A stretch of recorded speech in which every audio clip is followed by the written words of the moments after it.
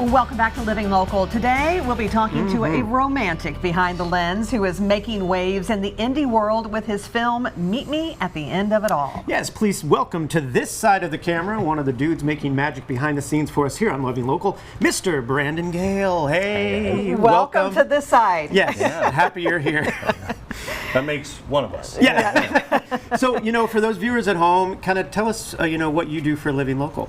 I started off as a PA on the evenings, and then I moved to the mornings as a PA, and then slowly made my ranks up to morning news director. So doing that now. And then I stay over to help out with Living Local and you do a variety of things for us. Yes, you do. And we appreciate it. We do. We do. So your latest film, Meet Me at the End of It All, this was a whirlwind of creative process. Talk to us about that. Okay, so it started when I was in school. We would have to write a script in a week, kind of assemble it in a week, and then cut it together in a week, and the last week of the month, we'd show it off, and that's how that was. So this script was written in about 3 days. Wow. And then I tried to make it once when I was in school, and of course with it having to be kind of slapped together, I thought I'd like to give it a second shot. So when the Alternating Currents Festival last year came up, I thought I'd like to throw something in on that. Got a couple of my friends to help me put it together. We ended up shooting it in about 2 hours on a parking lot garage in Davenport. And then we spent a week cutting it together, and then we handed it in, I think at like the last minute that they were accepting anything for Alternating Currents. So it was like fly by the seat of your pants and sweat the whole time. But we made the cut, and everybody seemed to enjoy it. So you mentioned you made it for for school initially.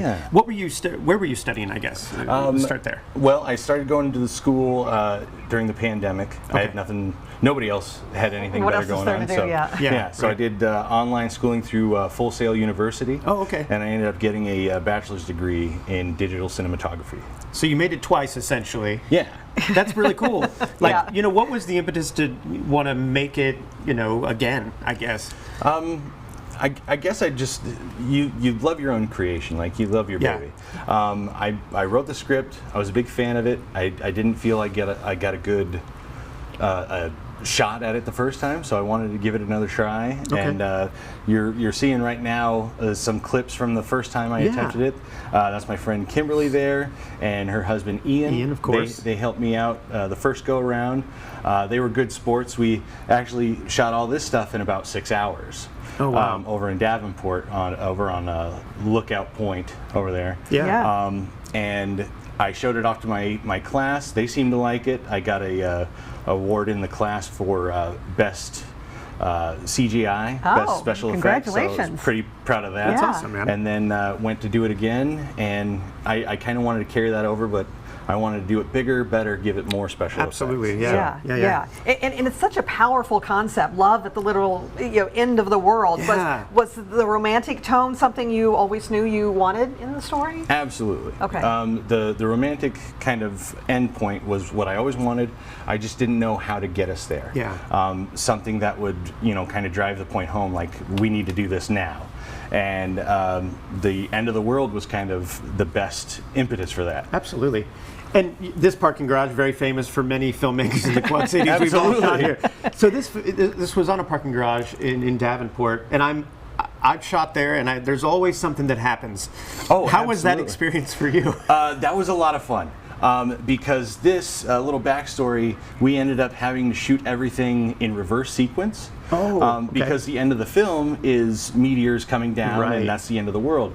So that had to be the brightest part of the film. So we shot that first, shot that around like 5:30 p.m., and then we shot the beginning of the film when it had to be the darkest last. And while we were up there, we were actually interrupted by a wedding photographer. We were on one side of the parking garage. We saw them coming. We're like, oh no, they're in the background of our shot. And the whole time, the only conversation we had was like from almost a quarter mile away, just yelling at each other. So anybody passing by thought it was like rival gangs.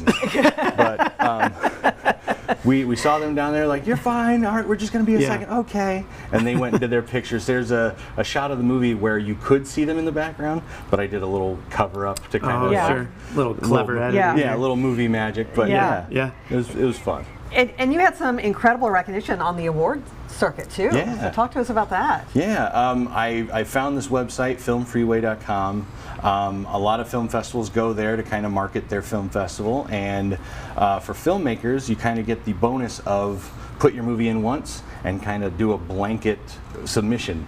And we got noticed by the Queen City Film Festival over in Ohio, the Alternating Currents, of course, locally, Waterford International over in Ireland.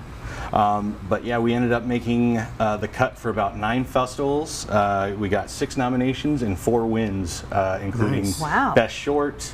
We got Best Duo, Best Romance, that kind of thing. That's awesome. Yeah, it was a lot of fun. That must be really cool to, you know, kind of get that much praise for this project that's, you know, so personal to you too. Absolutely. It was overwhelming, to be honest. At first, like, everybody wants the award, but as soon as you have it, like, what do I do with it? Yeah. So, but yeah, no, it was overwhelming. It was something nice to show grandma and, you know, aunts and uncles. Be like, look what I did.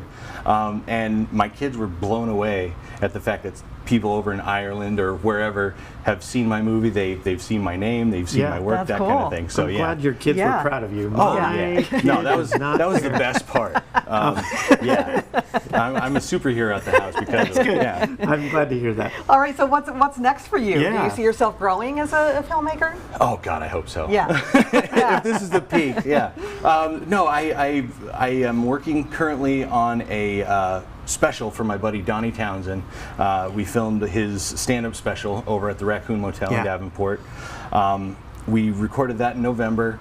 Working on the final finishing touches now. Very nice. And should have that out within the next month or 2. Sweet. And past that, I'm writing every day, talking to friends who have different film ideas that want to put something out there. I'm happy to work with whoever will work with me. You know. Yeah. Well, tell us, you know, what's the best way to learn about Flyover State Media is your production company, right? Yeah. You can find us on Facebook. We're on Instagram, and we have a YouTube channel at Flyover State Pictures. Okay. So you can check out a lot of the stuff that we've worked on past on there. All right. Dude, thanks so much for hopping over here and doing this. On this side of the camera. Yes, thank you so much.